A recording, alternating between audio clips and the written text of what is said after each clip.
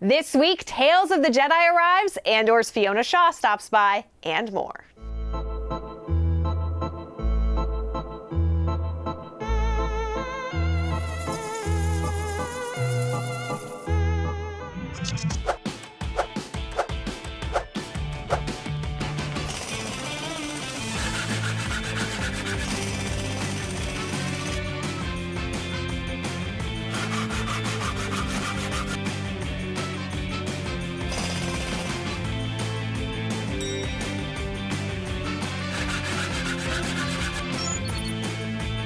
Perfect. Let's get to the news. At last, Star Wars Tales of the Jedi has arrived, and just in time for International Animation Day this Friday. Follow Ahsoka Tano from her earliest days on her homeworld with her parents and her clan, to her time as a Jedi Padawan working alongside Anakin Skywalker, and after, spoiler, she walked away from it all. It turns out just because you say you're no Jedi doesn't mean the Inquisitors aren't coming for you. And the series also gives us greater insight into the fall of Jedi Master Dooku, tracing the path of his rage and disillusion with the Republic from his time as Qui-Gon Jinn's master to his work alongside Mace Windu and Yaddle, and finally his affiliation with Darth Sidious. Ominous. All 6 shorts in the animated anthology are now streaming on Disney+.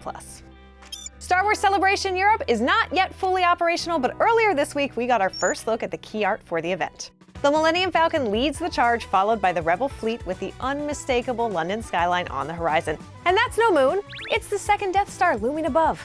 Take a closer look at the key art and other intel on Star Wars Celebration Europe 2023, now on StarWars.com/thisweek. We're still in the thick of things with Andor.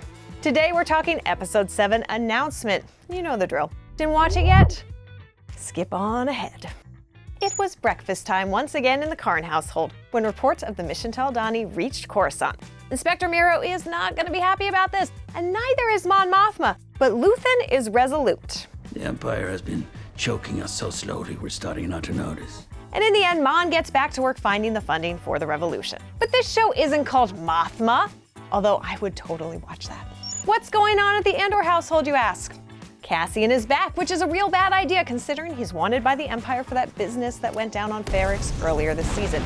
In a heartbreaking exchange, Cass tried to convince his mother to leave Ferrix behind.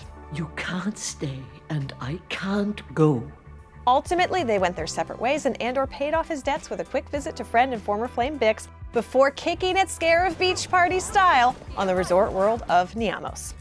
Nothing like playing a game of chess in the sunshine and dodging shore troopers and KX droids to really help you relax, you know? I'm a tourist. To find out where Cassian's off to next, watch the latest episode in Narkina 5, now streaming on Disney+. I'll say it, Maarva Andor is my new favorite mom in all of the Star Wars galaxy. And today we're joined by the luminous Fiona Shaw. Hello, Fiona. So lovely to have you here. Hi, Kristen. Lovely to meet you.